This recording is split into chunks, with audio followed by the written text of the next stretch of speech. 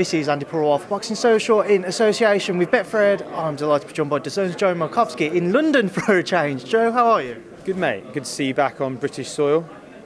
It's good to be back. Obviously, let's start off with a reason we're here in London, Taylor-Serrano press conference. You had the New York leg last week. How did that one go down? Great, and I think, look, the turnout today and in New York last week, obviously all the super hardcore boxing journalists, yourself included, are here, but more interestingly, I think, the turnout from the mainstream media outside of the usual boxing crowd sort of speaks to the size of this fight and the fact it's cutting through. We've labelled this as historic. We really think it's got an opportunity to cut through into the mainstream sort of sporting public, and the turnout from the media sort of suggests that we're right on that, because look, it's not often that boxing events give you the opportunity to go and reach a whole different group of people. The fact you've got the two pound for pound best women's fighters in the world stepping up, the fact it's happening at Madison Square Garden, 140 years, first time a pair of women have headlined a bill, the fact Jake Paul's involved in the promotion, I think all of those ingredients make for a very interesting night at the end of April, and we're delighted to be sort of hosting the party. How easy of a fight was this to negotiate, Joe? I think dramatically easier than most men's fights, frankly. Jake and MVP were great partners. Obviously, Eddie leads that side of things for us, but it was put out as an idea. We loved it.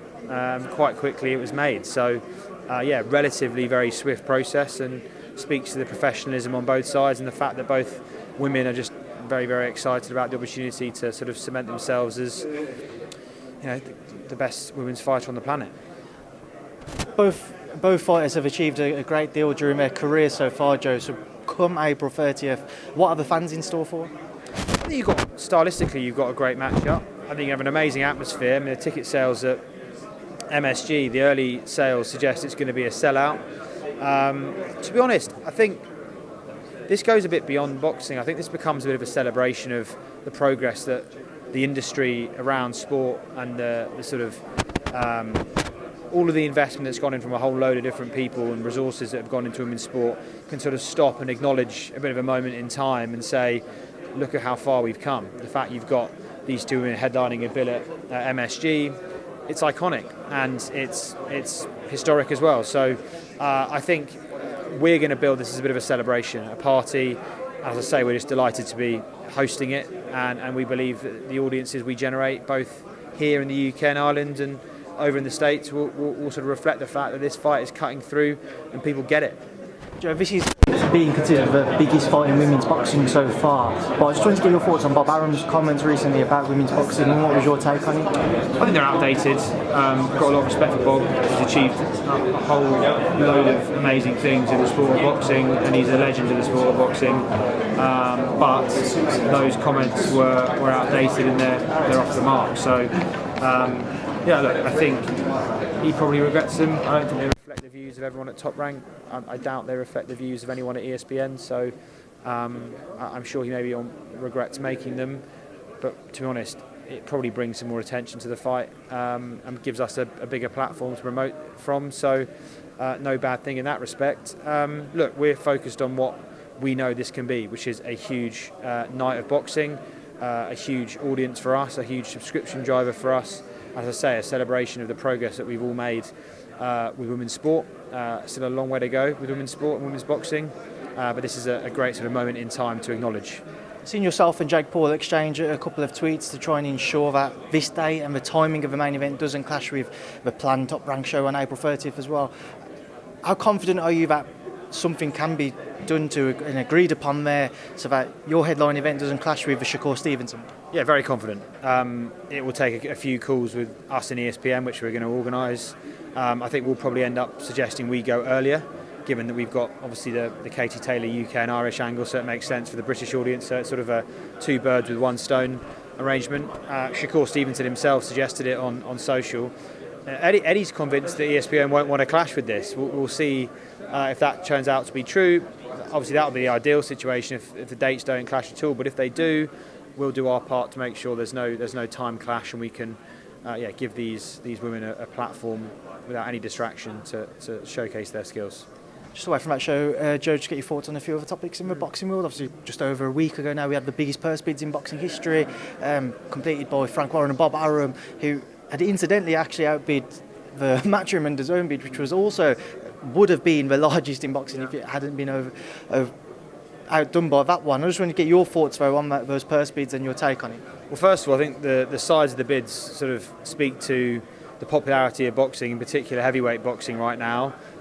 It's great that we've got so many interesting fights to make amongst those guys in the next few years. It's true of the lightweights as well as the heavyweights, but heavyweights are obviously always the money division.